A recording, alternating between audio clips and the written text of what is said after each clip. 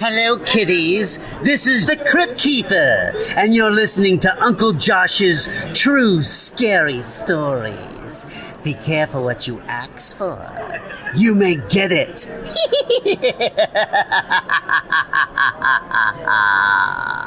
Hey, campfire crew.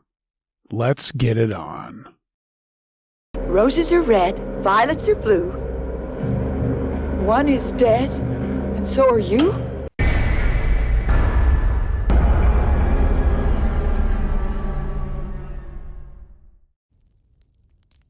A very bone-chilling encounter with a cult, or what, by Vignesh Ash. I wanted to share this real encounter, but couldn't because I wanted to forget it. But now is a good chance to share. I'm a 29-year-old guy currently in the U.S. 3 years ago, in Buffalo, this bizarre thing happened, and I've never really been able to make sense of it. I was staying at a friend's place to finish assignments for my master's degree. After wrapping up my work, I said goodbye and started walking home around 12 a.m. It's not something I normally did, walking alone that late. But since my place was within walking distance, I took the risk. As I walked, I glanced to my right and noticed a dark cul-de-sac. I heard noises. My first instinct was to run. But as odd as it sounds, I felt adventurous and decided to sneak over and hide instead. I silenced my phone and crept toward the noise, trying to not make a sound. Then I heard the noise clearly. It wasn't just one person, it was a group. I looked around trying to locate the source, and finally my gaze locked on a house across from where I was hiding. In the backyard of that house, there was a group of people. They were laughing and shouting something like, "For the séjour de Marousset." I'm not even sure that's correct. That's just what it sounded like. But the phrase gave me chills. Moments later, they switched to English, and I heard something that made me panic in the deepest way. They were saying that they took care of one, and their leader was asking for another raw. At that moment, I booked it out of there. I didn't care if anyone heard me. I ran all the way to the main road where people were around, and I breathed a huge sigh of relief, reached home, and cried myself to sleep. I've never known what I stumbled across, and to this day I can't figure out what I witnessed. Has anyone ever heard of something like this? What could it have been?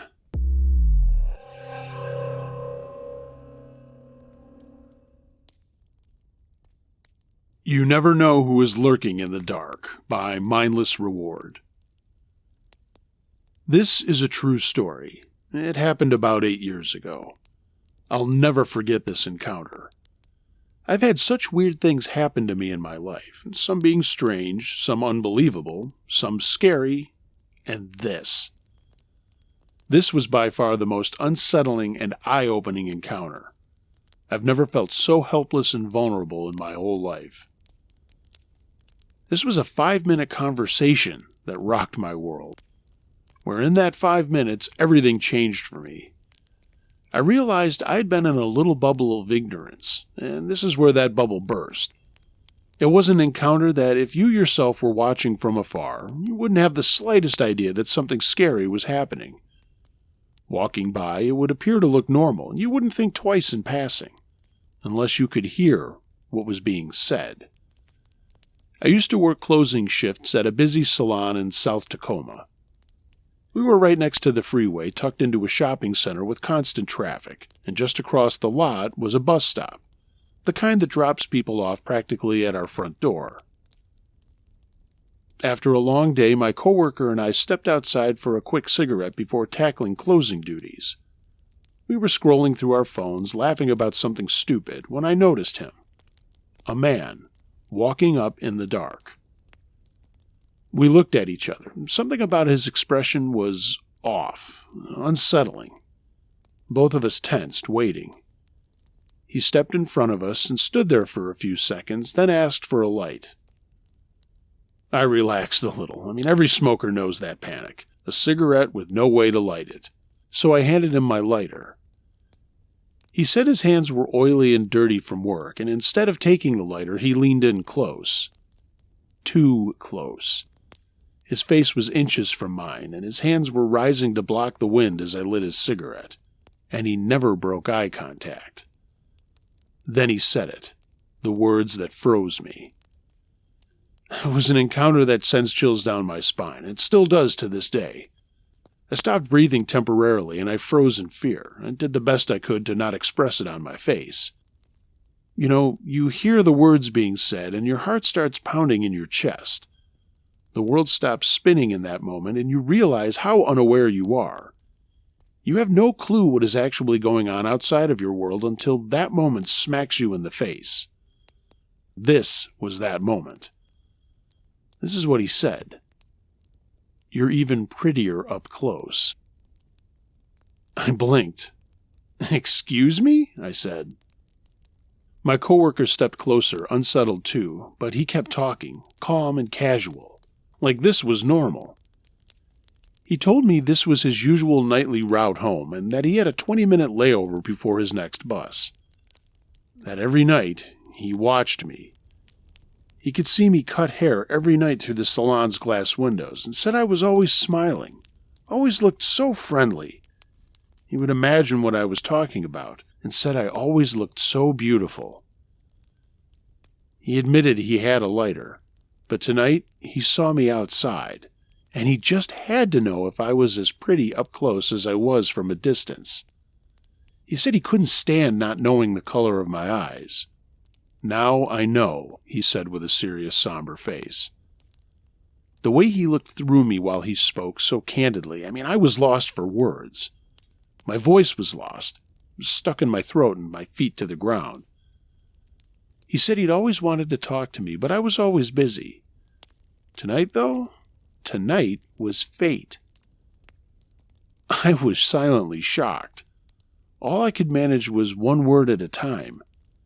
Thanks. Then he asked if I had a boyfriend. I didn't. But I nodded my head and forced out a quiet, yeah. His face went from serious to a forced, awkward smile. Well, I'll be around if you're ever single. I somehow muttered out, okay, and he said, I'm always around. Then he said, good night, beautiful, and he walked away, back into the dark across the parking lot. My coworker and I just stood there, terrified and speechless. And that's not like us. Hairstylists can talk to anyone. But this was different. We lit another cigarette and smoked in silence, and we're just slowly sitting there on the sidewalk. We weren't taking our eyes off of that man and the bus stop, not until he was on it. It was unspoken, but we sat there in the silence, not moving and not going back inside for all to see. A few minutes later, the bus came, and we did our closing routine quickly in the silence. We didn't talk about it until the next day. We needed time to let what he was really saying sink in. That night, we realized something we'd never thought about before. We work inside a glass box. Bright lights, smiles, conversation, like fish in a tank. We realized we are people on display for all to see. We are in here safe, or so we thought, but from the outside, we can't see out. Everyone else can see in. And who else was watching? How many other people could be watching? Like animals in a cage, our job is to show up, work, and be pretty. We have no idea who's out there in the dark looking in at us. So to the stranger lurking in the dark, the one who watches silently from outside, let's not meet again.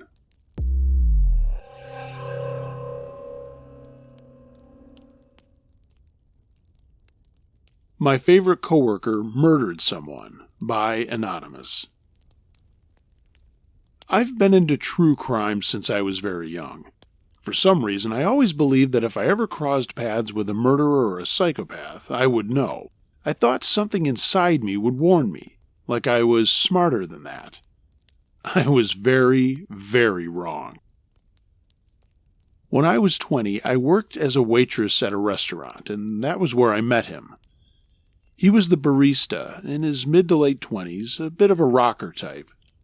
He was genuine and funny, with a loud, beautiful laugh, and he had a very distinctive smile that made his eyes disappear completely.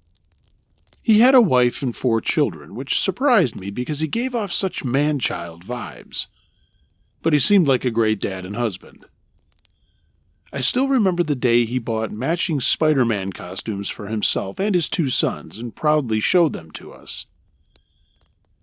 He knew I loved strawberry juice, so whenever someone ordered it, he would set some aside for me. After every shift, we would close up together and go out back for a cigarette. We always stood behind the shipping containers in the pitch dark, smoking, laughing, and talking about customers. Thinking about that now sends shivers down my spine. Afterward, he would drive me home, and I lived in a very isolated area. Back then, he was the one person I genuinely looked forward to working with and trusted completely. Even when I hated the job, I used to think that at least I would get some laughs with him. In June of this year, 6 years later, news broke about a waitress who had been murdered in my neighborhood. It shocked everyone. I didn't know her personally, but I knew people who did, so it all felt very close. She was found half buried under concrete. They tried to bury her, but in the heat in my country added to the natural decomposition process, made it humid, and it never set properly. The neighbors noticed the smell and called the police, and a few days later the photos of the perpetrators were released. At first, I didn't recognize him immediately. It had been 6 years, and I didn't think about former coworkers that often. But when I saw his mugshot, I knew how that man in the picture smiled. I knew the way he talked, the way you do when you know a friend. I knew how his eyes disappeared when he laughed, and suddenly it clicked in my mind that it was him. It crushed me. At first I went into denial. I kept thinking that it couldn't be him, that there must have been some mistake. But there was no mistake. He had murdered that poor girl because she called him out in front of their coworkers for doing a Nazi salute. He apparently thought it was funny, and when she called him out for it in front of others, he felt humiliated, and it made him furious. He then teamed up with another coworker who owed her money, and for him it was a convenient opportunity. They lured her to their house with the promise of paying her back, and when she arrived, they murdered her. They did terrible things to her before and after her death. I felt absolutely terrible, not only for this beautiful young woman whose life was stolen, but also for the realization that it could have been me. I thought about all the times he could have done something to me, and I felt a strange kind of survivor's guilt. It was awful to understand that if even one small thing had gone differently, I might not be here. I've been working through this in therapy, but it has changed me deeply. I now understand that you cannot tell. A murderer can be someone you love, someone you trust, someone you would never ever think to fear. And I feel like sharing this as a warning to everyone out there, especially young girls. Stay aware and understand that danger does not always look like danger. There's no such thing as an instinct, and you can never be careful enough. Uncle Josh note. Well, guys, now you know why I end the podcast every time the way I do. It could be anything, even the guy next door.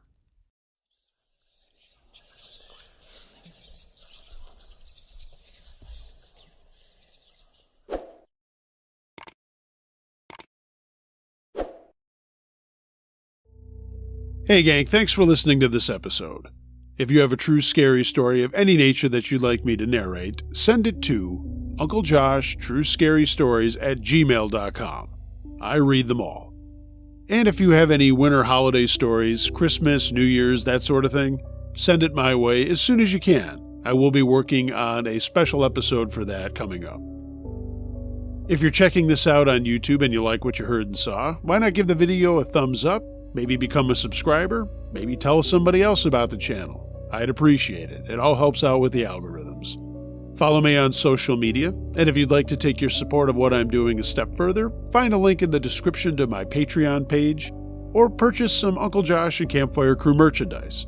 A link to my TeePublic storefront is in that description as well. Everybody, happy Thanksgiving. Be excellent to each other. And until next time, be wary of things that go bump in the night.